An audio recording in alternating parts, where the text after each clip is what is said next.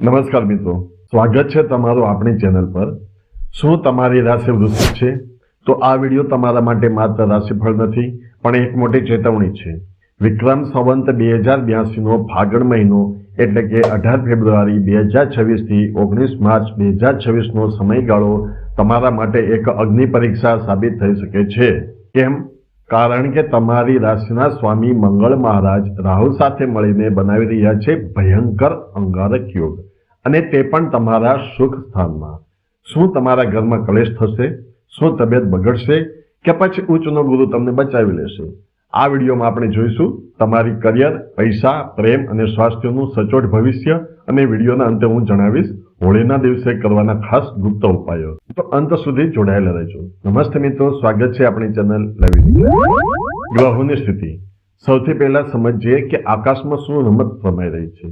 વૃશ્ચિક રાશિના મિત્રો, આ મહિનાની સૌથી મોટી ઘટના છે અંગારક યોગ। 23 ફેબ્રુઆરીએ તમારા રાશિ સ્વામી મંગળ કુંભ રાશિમાં પ્રવેશ કરશે, જે રાહુ પહેલાથી જ બેઠો છે। આ યુતિ તમારા ચોથા ભાવમાં એટલે કે સુખ સ્થાન પર અને માતાના સ્થાનમાં બની રહી છે। આગ એટલે કે મંગળ અને હવા એટલે કે રાહુ ભેગા થાય ત્યારે શું થાય? ધડાકો। બીજી બાજુ શનિદેવ મેષ રાશિમાં છે, જે તેમની નીચ રાશિ છે, અને તમારા છઠ્ઠા ભાવમાં એટલે કે રોગ કે જે શત્રુ સ્થાન છે। આ સ્વાસ્થ્ય માટે રેડ એલર્ટ છે, પણ ગભરાશો નહીં, ઈશ્વરે રસ્તો પણ રાખ્યો છે। દેવગુરુ ગુરુ 9મા ભાવમાં એટલે કે ભાગ્ય સ્થાનમાં પોતાની ઉચ્ચ રાશિ કર્કમાં બિરાજમાન છે। તેમની અમૃત દ્રષ્ટિ તમારી રાશિ પર પડી રહી છે, જે તમને મોટી મુસીબતોમાંથી ઉગારી લેશે। ચાલો હવે વિગતે જોઈએ અલગ અલગ ક્ષેત્રો વિશે। એમાં પ્રથમ છે સ્વાસ્થ્ય અને મન। સ્વાસ્થ્યની બાબતમાં આ મહિનો સૌથી વધુ સાવચેતી માંગી લે છે। ચોથા ભાવમાં મંગળ રાહુ તમને છાતીમાં બળતરા, હૃદયના ધબકારા વધવા કે બેચેની આપી શકે છે। જેમને બ્લડ પ્રેશરની તકલીફ છે તેમણે ખાસ ધ્યાન રાખવું। છઠ્ઠે નીચનો શનિ પેટને લગતી અને નિદાન ન થાય તેવી બીમારી આપી શકે છે। અને હા, વાહન ચલાવતા હો તો સ્પીડ પર કંટ્રોલ રાખજો। 23 ફેબ્રુઆરી પછી અકસ્માતનો યોગ પ્રબળ છે। તેનો ઉપાય છે મન શાંત રાખવા માટે રોજ ચંદ્રના દર્શન કરવા અને ઓમ સોમ સોમાય નમઃનો જાપ કરવો। ત્યારબાદ છે કરિયર અને પૈસા। હવે વાત કરીએ કરિયરની। 10મા ભાવમાં કેતુ હોવાથી તમને કામમાં અસંતોષ રહેશે। તમને લાગશે કે મને મારી લાયકાત મુજબનું કામ નથી મળી રહ્યું। નોકરી છોડવાના વિચાર આવશે, પણ જલ્દી નિર્ણય લેતા નહીં। જોકે વ્યાપાર કરતા મિત્રો માટે સારા સમાચાર છે।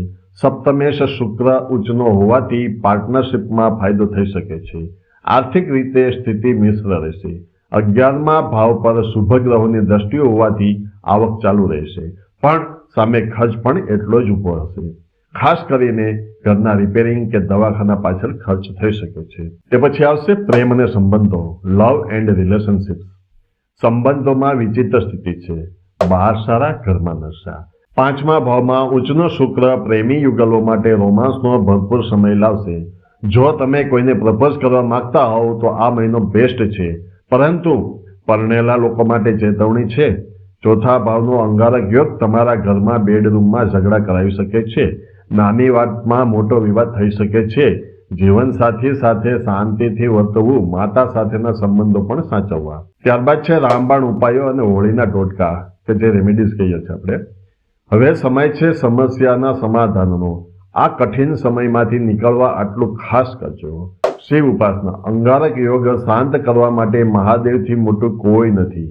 ફાગણ મહિનામાં રોજ શિવલિંગ પર જળમાં થોડા કાળા તલ નાખી અને અભિષેક કરો। હનુમાન ચાલીસા। મંગળવાર અને શનિવારે હનુમાન મંદિરે જઈને તેલ ચડાવો અને ત્યાં બેસીને 7 વાર હનુમાન ચાલીસા વાંચો। સૌથી ખાસ વાત હોળીનો ઉપાય।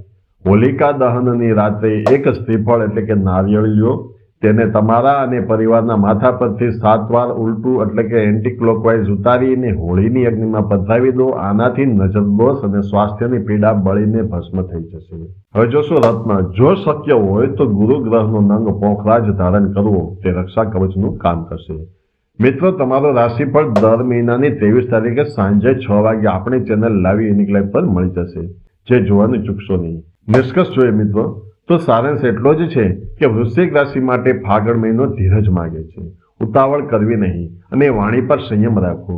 ઉચ્ચનો ગુરુ તમારી સાથે છે જ, એટલે ડરવાની જરૂર નથી, બસ સાવચેત રહેવાની જરૂર છે. તમને આ વિડીયો કેવો લાગ્યો તે કોમેન્ટમાં જય શ્રી કૃષ્ણની સાથે લખીને જરૂર જણાવજો. વિડીયો પસંદ આવ્યો હોય તો લાઈક કરો અને તમારા વૃશ્ચિક રાશિના મિત્રો સાથે શેર કરો. હર હર મહાદેવ. જય શ્રી કૃષ્ણ.